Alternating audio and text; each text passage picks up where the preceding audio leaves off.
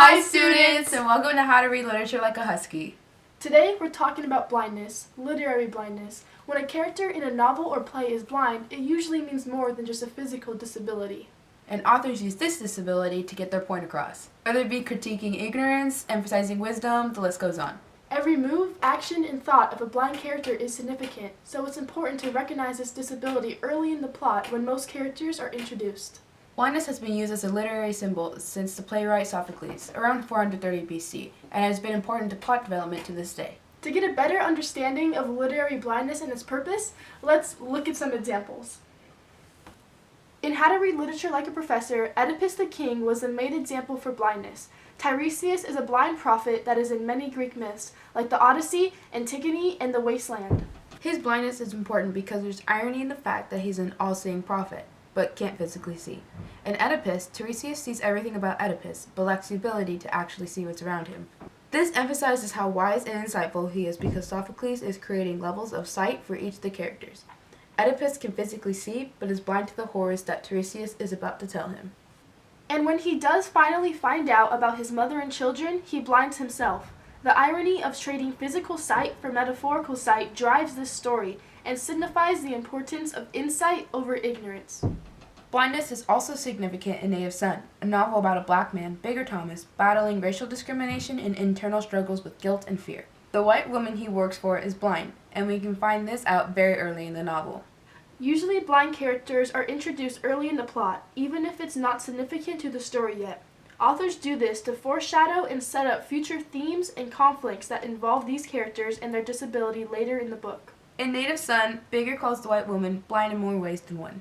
He sees white people as blind because they don't know about, let's say, the crimes he commits. You have to read it to find out. The woman's physical blindness represents the ignorance that America was cursed with during the 20th century, and Richard Wright wanted to use it as a symbol to show that mental blindness can be just as hindering as physical blindness. Now let's think. Does blindness always have to be visible in a character to be symbolic? Let's go to the thought bubble. We've looked at blindness as a physical trait, but it can be in so many forms. In To Kill a Mockingbird, Scout was raised to see people as equal, so she can be considered colorblind.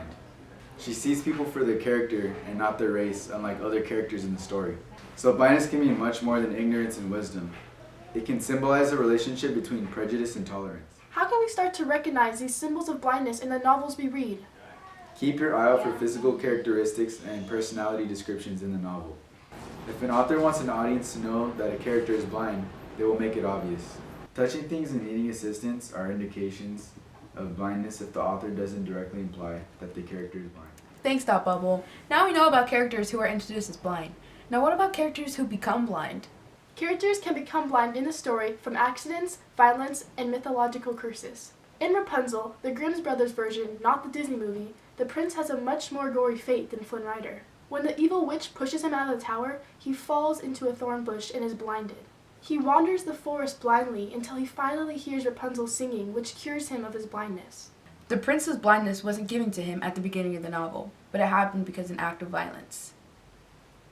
The theme of Rapunzel is freedom, so when her tears cure him, she frees the prince from the prison of blindness, just like how he freed her from the prison of the tower. There's a common theme in Greek mythology of gods punishing others as punishment or to defeat a monster. When Odysseus blinds the Cyclops to escape from his cave, he is later punished by Poseidon. When Erymanthus saw Aphrodite bathing, he was punished by the gods and became blind. So Thought Bubble, what can it mean when a character becomes blind? Blindness as a punishment can represent vengeance and torture and symbolize human nature. So we looked at physical blindness, figurative blindness, and blindness as punishment.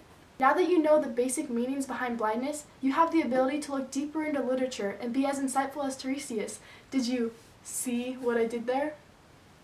Alright, let's wrap things up before she can think of any other terrible puns. Happy reading, Huskies!